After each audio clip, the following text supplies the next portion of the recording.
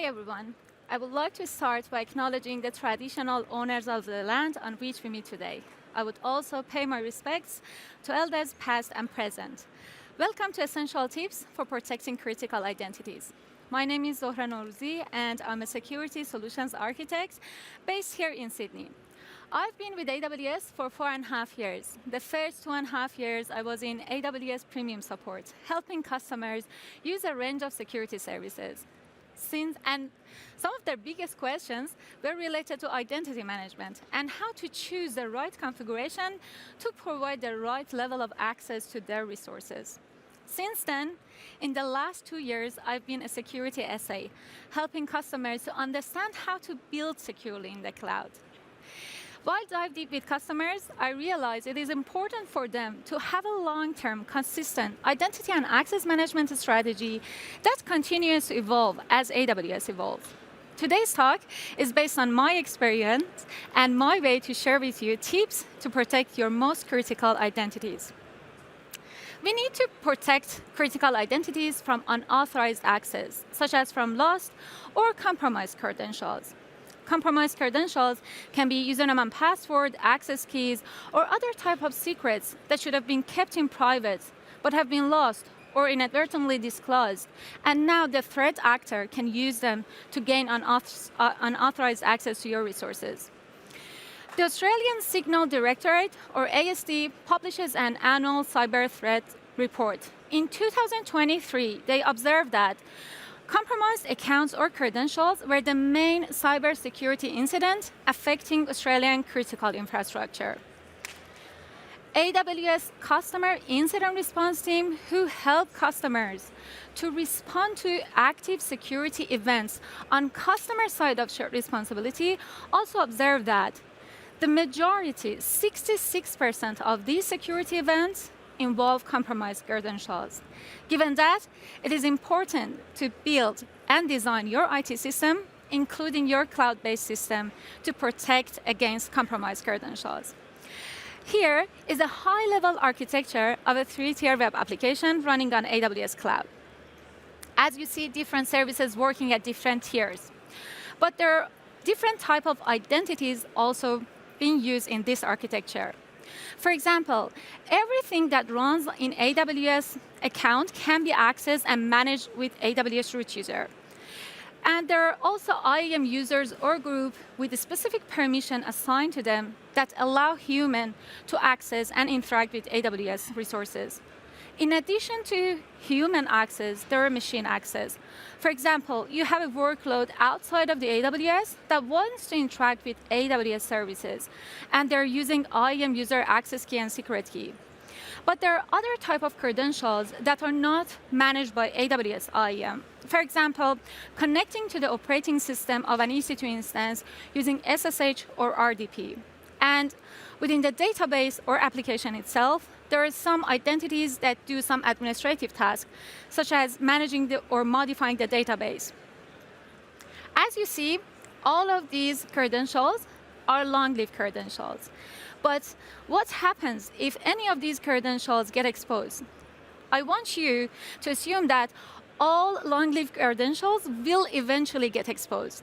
Given that, how do you protect your most critical identities? I recommend to follow what I call 4Rs strategy. Require MFA to enforce a second authentication factor. Use roles to use temporary credentials. Replace the access method with better solutions. And finally, for those long-lived credentials that still need to remain in your environment, make sure rotating them regularly.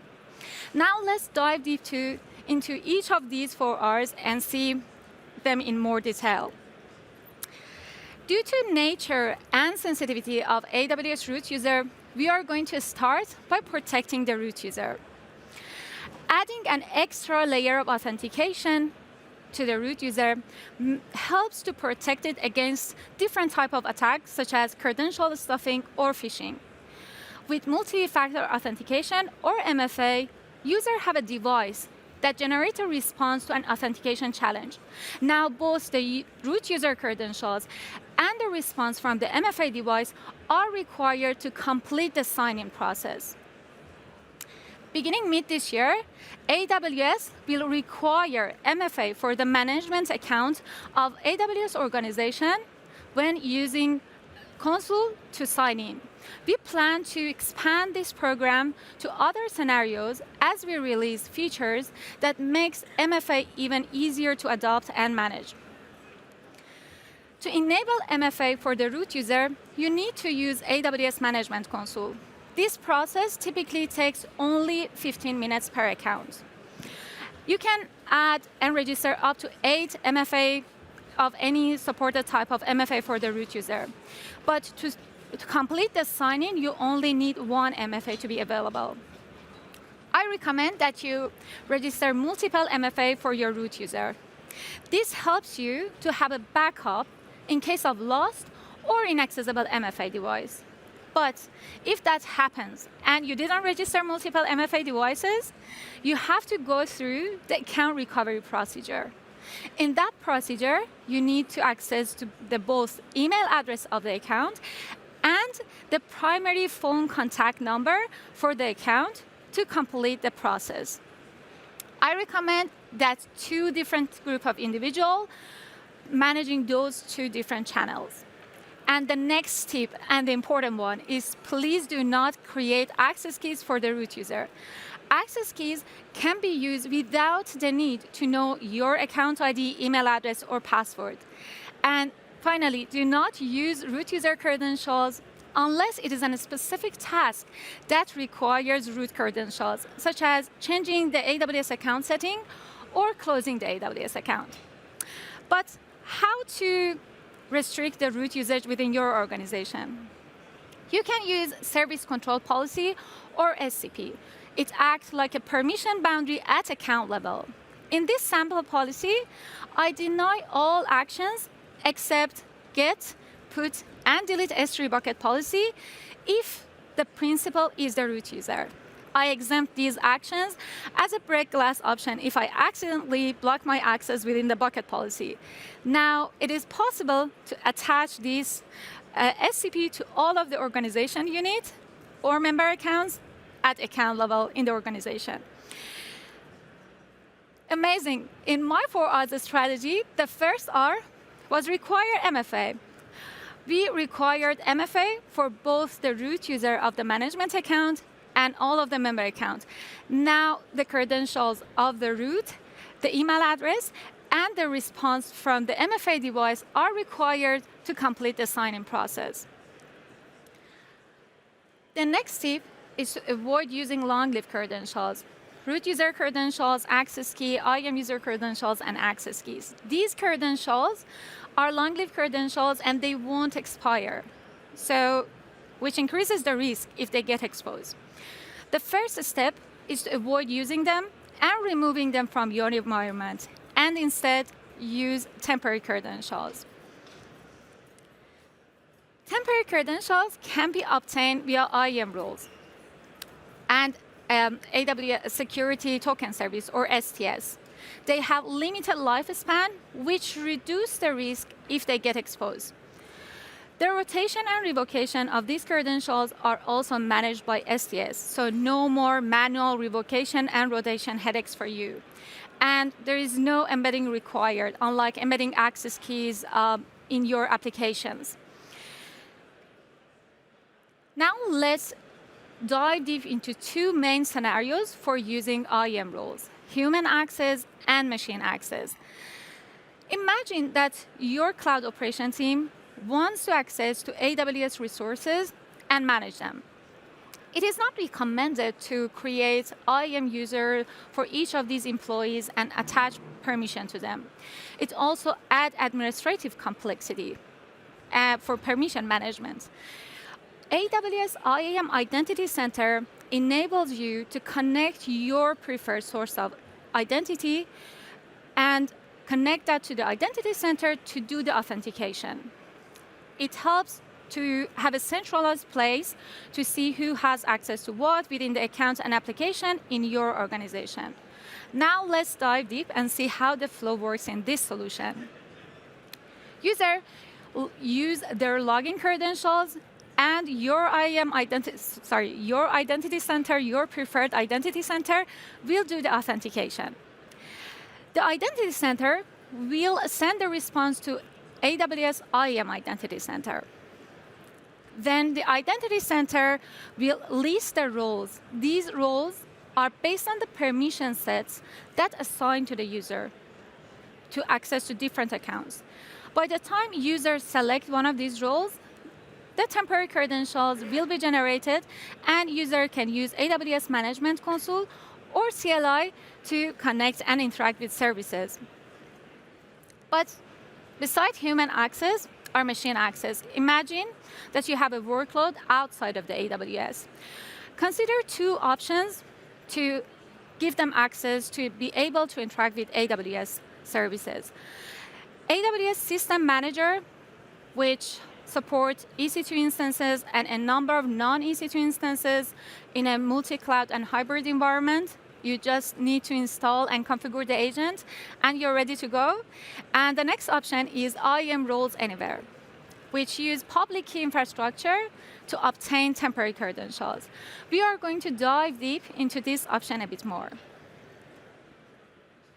To start with IAM Roles Anywhere, you need to establish trust. For that, you need a certificate authority. It can be your certificate authority that you're running on your on-premise, or you can use AWS Private Certificate Authority. Here is your server or container or application. You need to configure the credential helper with information such as role, certificate, profile, and trust anchor. The credential helper will interact with IAM Roles Anywhere. IAM Roles Anywhere check the signature created with the private key, check the certificate, the revocation, and read the profile for the role and additional session policies. It also sends a request to SCS to assume the role on your behalf. If everything okay and is validated, the temporary credentials will be created and returned to server.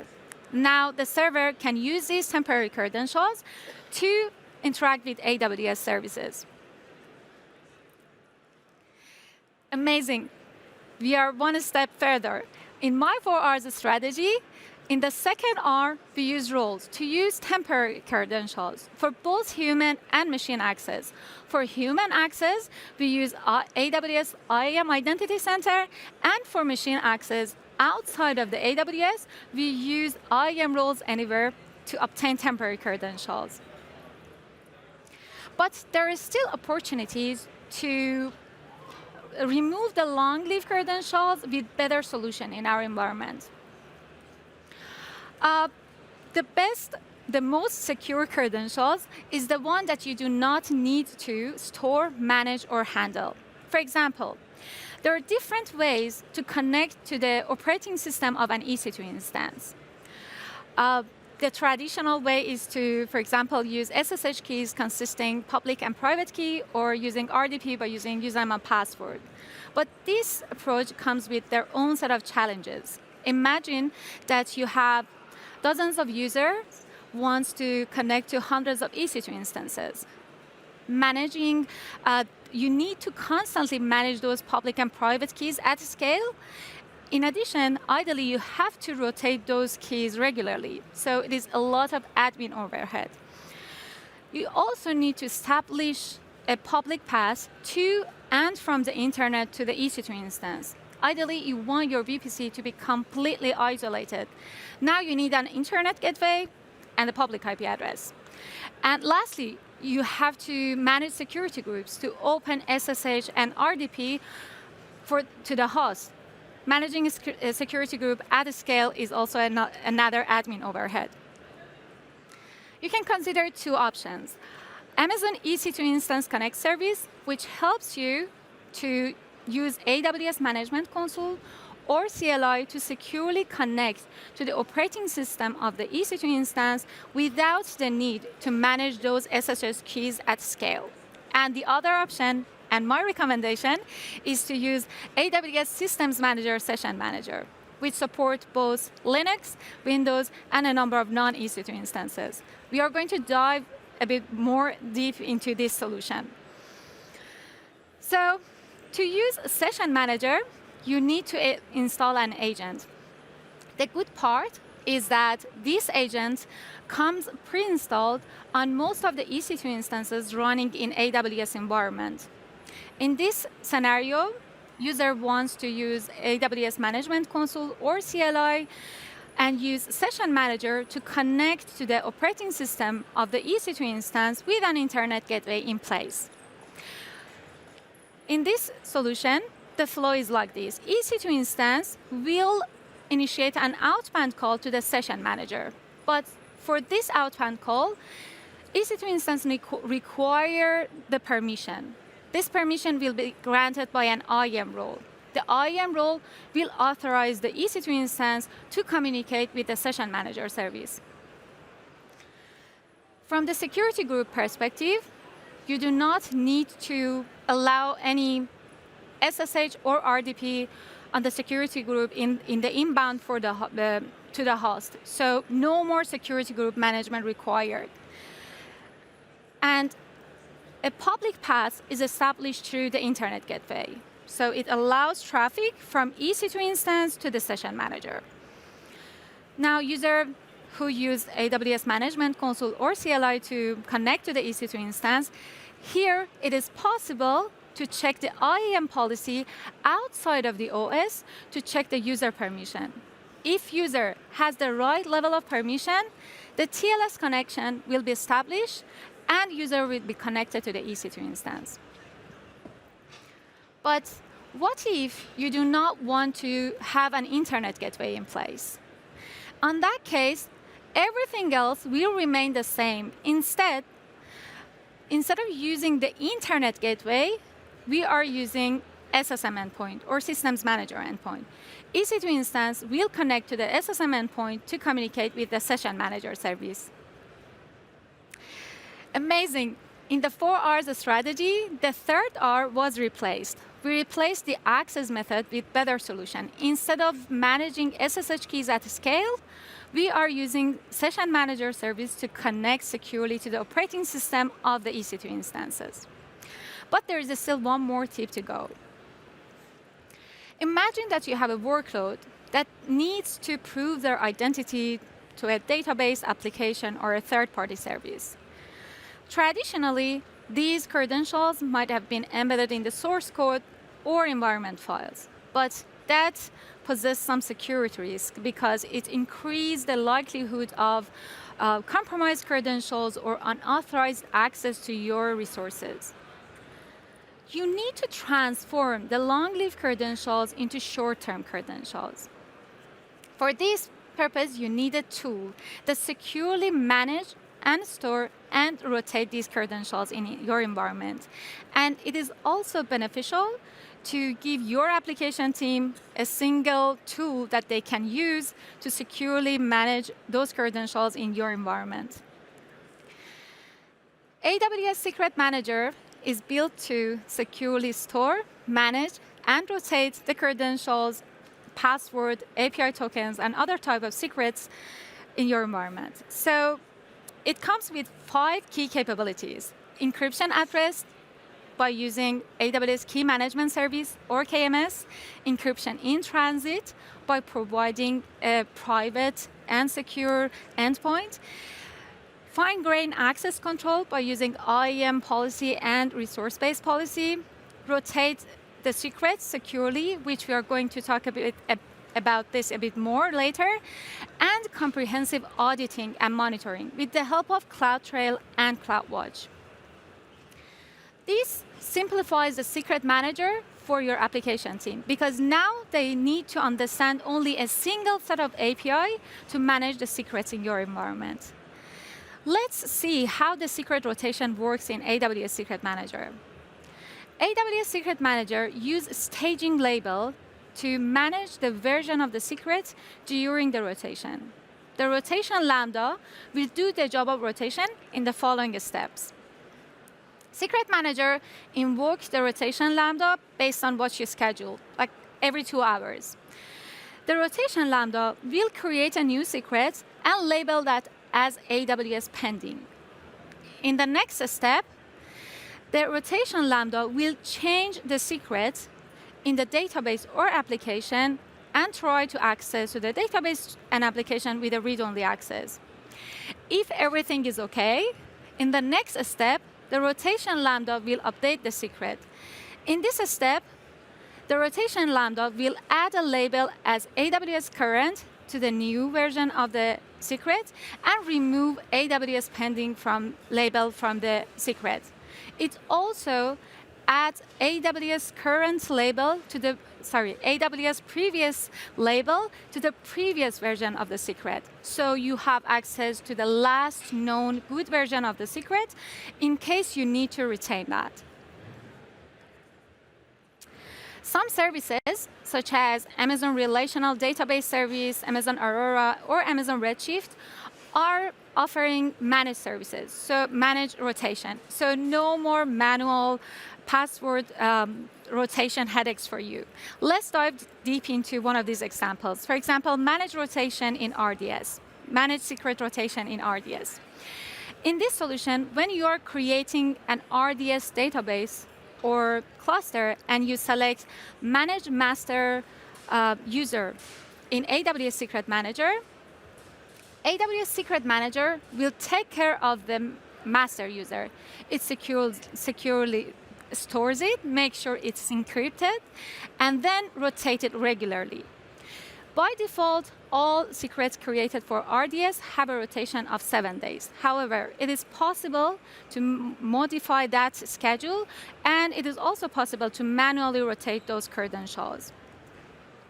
Now, let's take a further action and make sure that no one can create the database, RDS database, and try to manually enter password for the master user. Here is a sample IAM policy. In this sample IAM policy, we deny actions for create RDS the database instance and database cluster and restoring those database instance and cluster if the master user is not managed by Secret Manager with this specific condition key. Amazing. In the 4 R's strategy, the last R was rotate. We are using AWS Secret Manager to securely store, manage, and rotate those long-lived credentials that could not be replaced with the previous ones. Now, let's take another look at the original architecture and see what has been improved and what have been changed after following the 4 R's strategy. We enforced a second authentication factor. We required MFA to enforce a second authentication factor for both the root user of the management account and all the member accounts. We use roles to use temporary credentials for both human access and machine access. For the human access, we use the AWS IAM Identity Center, and for machines outside of the AWS, we use IAM roles anywhere. We replaced the access method with better solution. Instead of managing SSH keys at scale, we are using Session Manager. And for those long-lived credentials that could not be replaced with the previous solutions, we are using Secret Manager to securely store, manage, and rotate them.